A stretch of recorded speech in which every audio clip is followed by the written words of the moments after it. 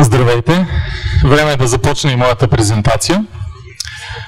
Казвам се Добри Бояджиев и работя в катедра Информационни системи и технологии в Университета по библиотекознание и информационни технологии, накратко УниБИТ. Надявам се темата за образованието, към която е насочена моята презентация, да провокира много от вас и съм убеден, че това ще стане. Всички вие сте практици, някои от вас са противници, други привърженици на съвременното образование и на неговите методи и модели. Разбира се, аз нямам за цел да ви провокирам и да обсъждаме проблемите на образованието. Бих искал да ви провокирам, вие да участвате, да се включите в една кауза, а именно каузата, свързана с академичното образование, свързано с продуктите и решенията на Микротик, RouterOS, RouterBoard и така нататък.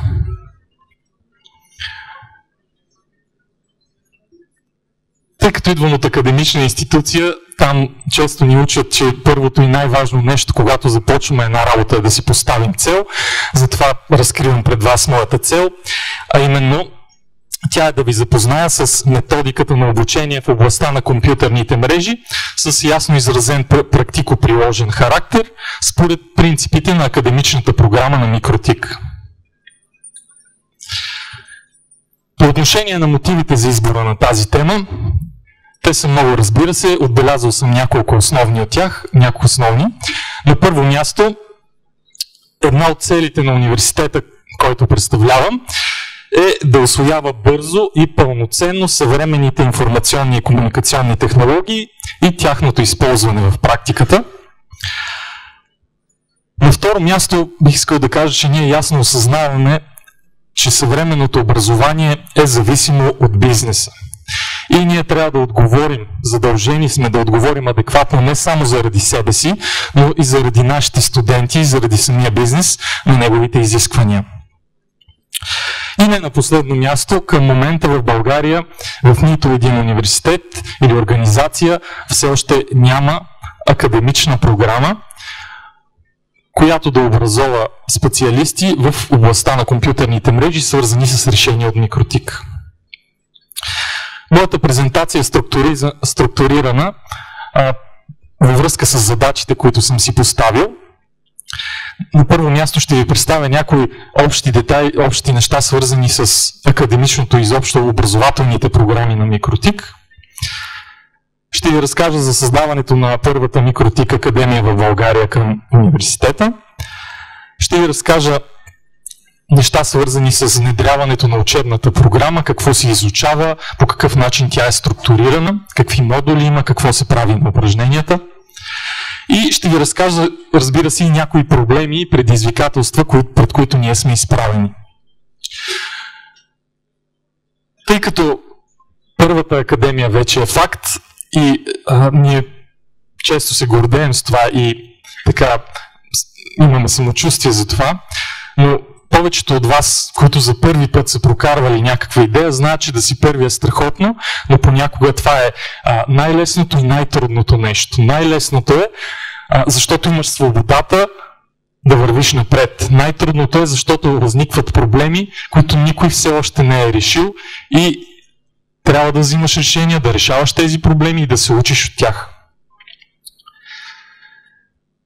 Какво мога да ви кажа за обучението в Микротик? То е в две основни направления. Компанията предлага така наречените Микротик тренинг центрове, обучаващи центрови инструкции. Това са компании или индивиди, провеждащи обучение и сертифициране според схема, която разработва Микротик. Втората област и насока, в която работят Микротик, е Микротик академиите. Това са образователни институции, които предлагат семестриално обучение и курсове по компютърни мрежи базирани на Микротик и RouterOS. Направих кратка извадка от сайта на Микротик, за да ви покажа какво е количеството и какви са показателите, свързани с тези образователни центрове и институции в целия свят.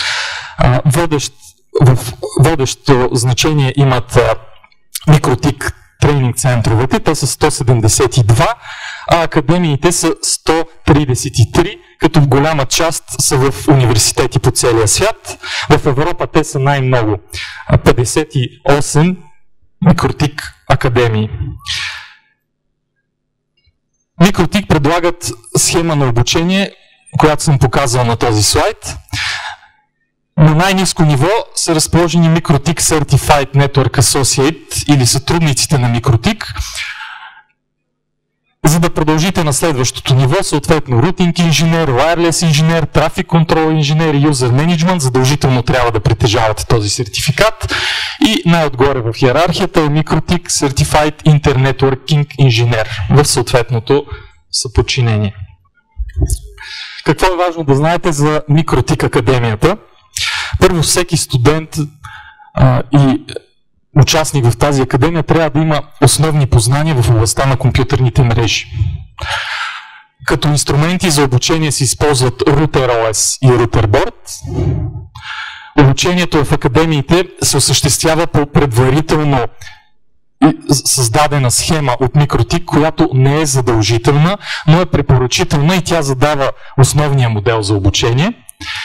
И на края на курса в академиите има възможност за сертифициране, за което ще говоря малко повече детайли по-късно. Други допълнителни детайли, свързани с академичното образование, то трябва да се провежда от сертифициран преподавател. Работата в него се извършва с RouterBoard 9.5.1.2n, както споменаха в предишната презентация, той се предоставя безплатно от Микротик за Микротик академиите.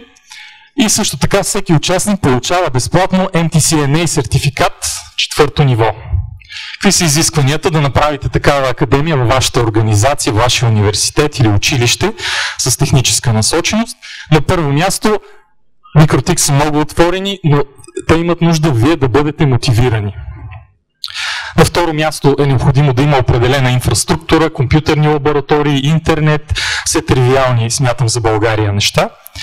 Трябва да има сертифициран инструктор, това е процедура, която отнема малко повече време, и трябва да се изготвят учебни материали.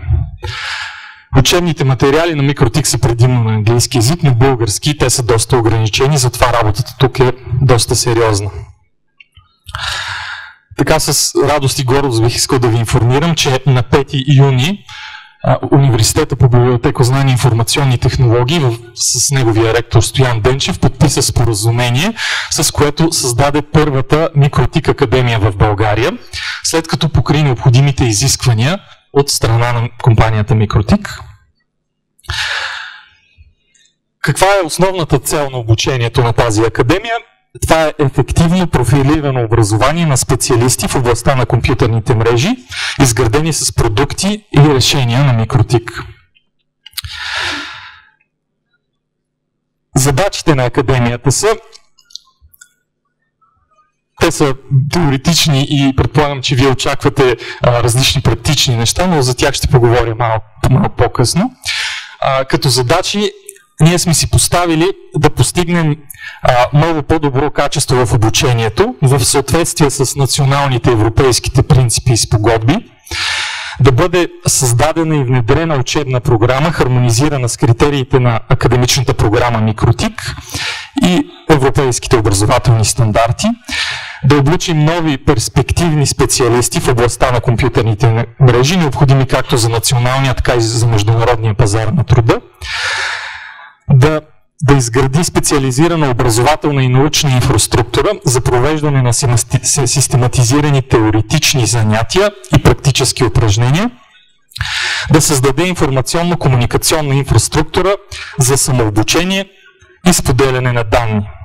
И на последно място, разбира се, не е по значение, да осъществи конкретни връзки с бизнес организации, които използват Микротик в своята мрежа, като осъществи различни дейности с тях, свързани с практики, стажове и така нататък. Обучението е разпределено в лекции и упражнения, като лекциите се осъществяват в 8 основни модула или теми. В поведение, мост и комутатор, маршрутизация, безжични мрежи, управление на мрежата, защитна стена и качество на услугите. И на последно място тунели. Спомням си, когато аз карах този курс при инструктора в България Петър Димитров, който малко по-късно ще има презентация. Той добави още един модул и аз също ще се възползвам в последствие да го добавя. Основи на компютърните мрежи, свързани с основни концепции на OSI модела, TCP/IP и така нататък.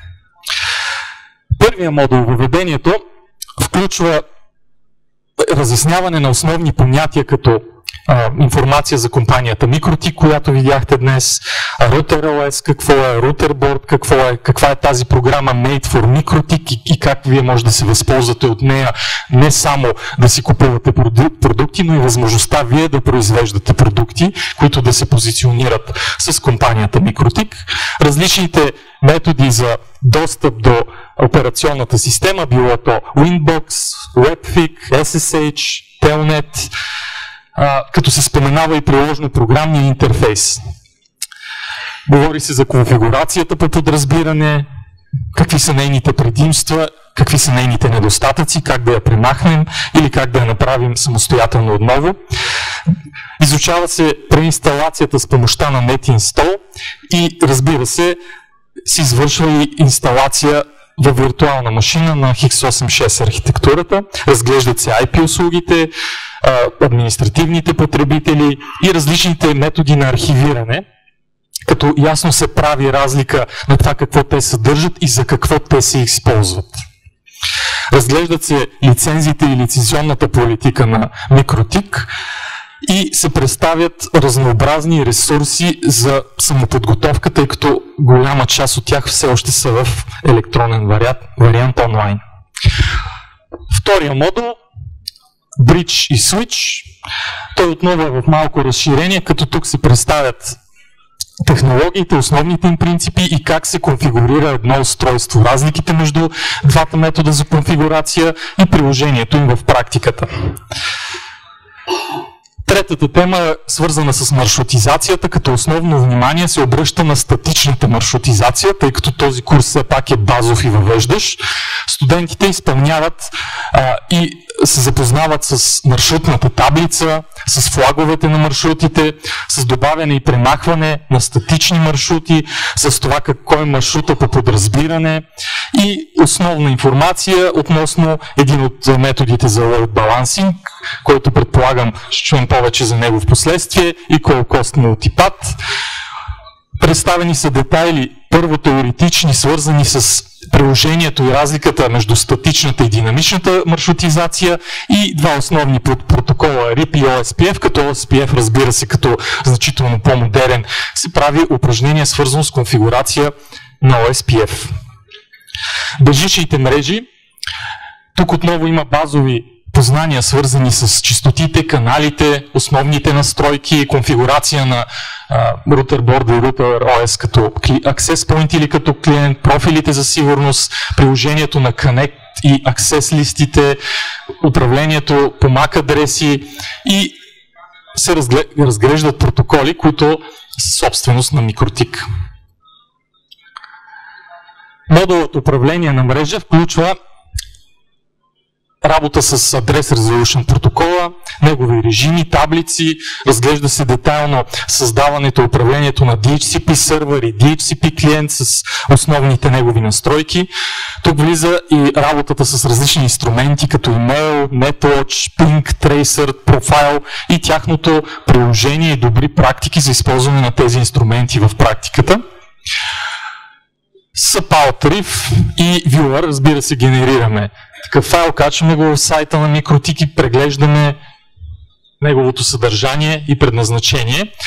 Логовете за всички от вас съм убеден, че са важен фактор в работата ви, като тук се отделя внимание на логовете и на дебъг логовете, къде излизат съобщенията, как да конфигурираме по-детайлно логове, за да решим различни проблеми в нашата практика. Разглеждат се добри практики за това как да се направи една конфигурация четима с помощта на коментари, разбира се, и се разглеждат мрежови диаграми, свързани с разрастването на мрежата. Защитната стена, за мен това е едно от така най-големите предизвикателства. Този модул, бих казал, е най-сложния за разбиране и за демонстриране, и той има най-много упражнения, свързани с него.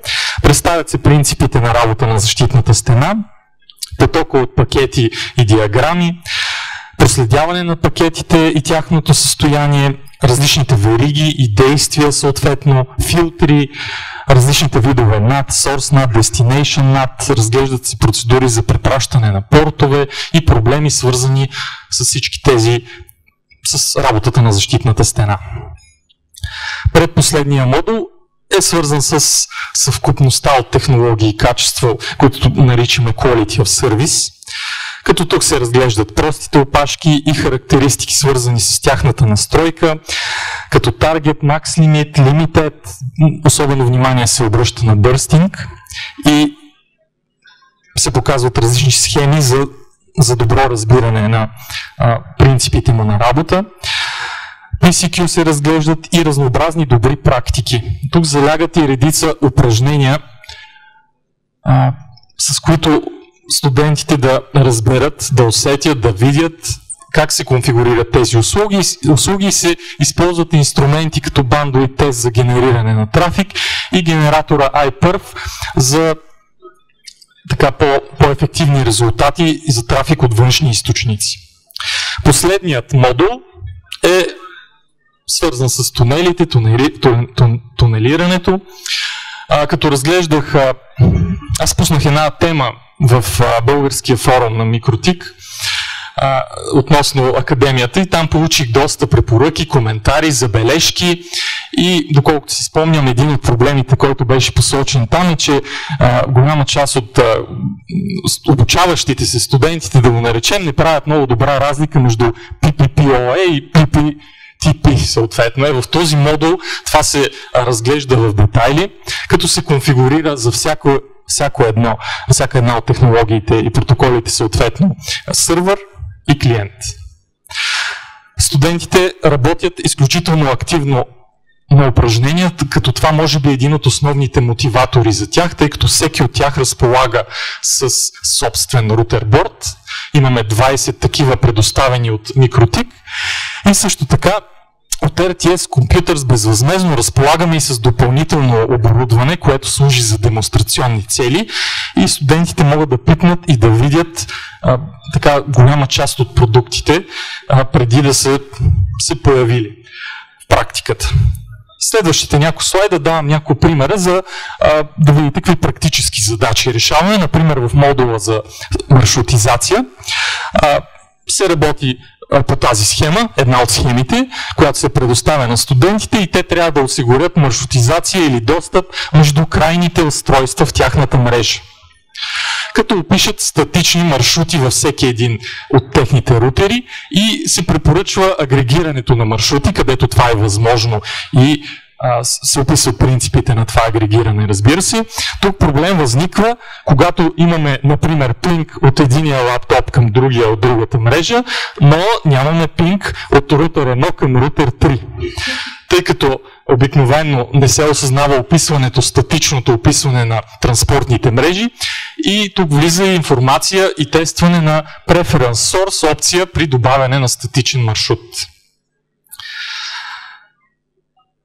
Примери за практически задачи за самостоятелна работа. Самостоятелната работа е един от инструментите, който се използва за мотивация, тъй като при редовно обучение студенти курса се разпределя в приблизително 12 седмици и всяка седмица студентите имат по няколко часа. Седмица за седмица периода е доста дълъг, затова използваме различни задачи за самоподготовка. Например, осигурете достъп до вашия веб сервер от интернет чрез пренасочване на портове, пренасочете DNS заявките, осигурете едночасов достъп на клиент, извършил порт нокинг. Съответно, това понятие се изяснява и се тества в различни конфигурации. С помощта на филтър осигурете списък на IP адреси, отворили Facebook през последния час, или пък установете кои устройства във вашата мрежа изпращат имейли на 25-ти порт и и проверете дали съответно това не е спам или направете някакво имейл известяване и така нататък. Ще обобщя накратко. С Микротик Академия студентите получават теоретични познания, но най-вече познания с ясно изразен практико-приложен характер. Те използват RouterOS и RouterBoard. Имат възможност за сертифициране. Всеки от тях може да се яви на изпит, като особеностите на изпита са, че той се провежда в системата на Микротик, изцяло на английски език и се провежда след приключване на курса и всеки студент трябва да го изпълни самостоятелно. Всички студенти получават достъп до лабораторни занятия.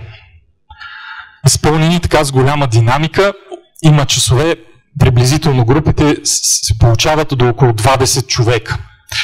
Сравнително трудно е, като предизвикателство е да се провеждат такива практически упражнения, не минават винаги без проблеми, но във времето смятам, че тези проблеми ще бъдат изчистени. Какви въпроси задават студентите? Често получавам по имейла или обаждания по телефона и нашите студенти питат, мога ли да се запише за обучение. Тъй като академията е съвсем нова и по нейните правила и изисквания ние имаме право да обучаваме единствено на първо място за сега наши студенти, които имат валидни студентски права, и на второ място те трябва да са записали, избрали или дисциплината, в която се преподава обучението за MTCNA, да бъде в техния учебен план.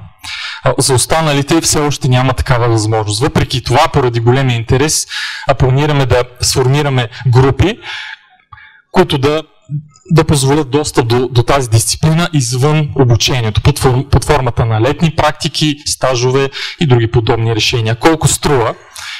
Този курс на пазара в България струва около 500 лева, в чужбина около 500 евро. В Микротик академичната програма той се предлага безплатно и ние го предлагаме безплатно на нашите студенти.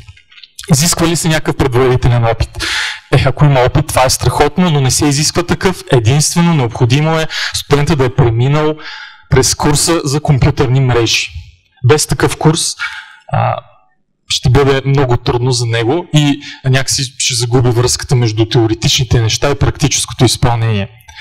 Колко време продължава обучението? Както ви споменах по-рано, обучението за редовните ни студенти е около 12 седмици, за задочно и за магистрите те е значително по-бързо, в рамките на 30 часа, в рамките на 3-4-5 дни те преминават през този курс.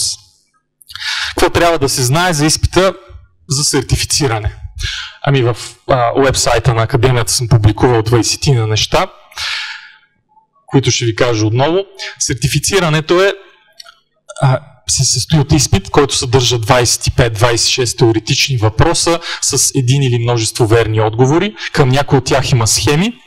Провежда се за 60 минути, става онлайн и е изцяло на английски език. По време на обучението по принцип се позволява да използвате различни ресурси, но нямате право на помощ от приятел.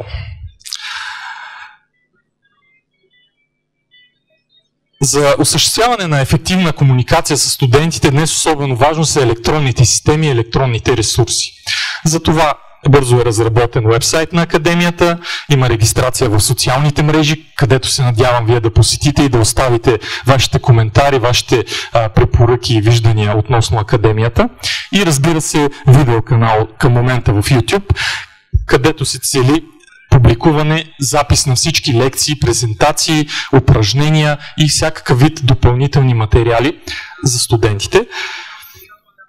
Какви проблеми и предизвикателства имаме? На първо място инфраструктура. Може да си представите група от 20 човека, 20 рутера, поне 20 UTP кабела, 20 захранвания, минимум 10 допълнителни контакта, разпределени в различна конфигурация. Университета все още има доста динамична програма и не може да си позволи винаги упражненията да бъдат в една и съща зала, или това трябва да се планира много по-рано.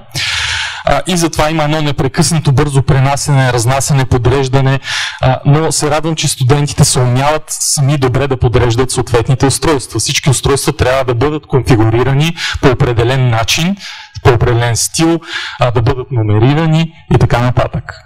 По отношение на учебните материали. Моите впечатления показват, че е много важно да има учебни материали, презентации, лекции, видеоматериали, списък с задачи, примерни тестове изцяло на български език. Това предразполага първоначалната работа на студентите и в последствие помага за по-добри практически резултати. Мотивация. Това е един от проблемите, с които се сблъсквам, защото не всички студенти са мрежови специалисти или както вас имат интерес от микротик и от мрежите, но за сега мисля, че нещата вървят добре. Тук има една голяма група студенти от Унибит. Стажове и практики. Една от задачите на академията е да направи тия връзки с бизнеса и ще се радвам, ако успея да разменя контакти с тези от вас, които имат желание да помогнат, да изпращаме лятото студенти в конкретни организации и да помагат с конфигурацията на устройства, да се запознаят, да видят какви проблеми имате. Разбира се, никой не би желал вие да изнасяте вашата лична корпоративна фирмена тайна, но вече има доста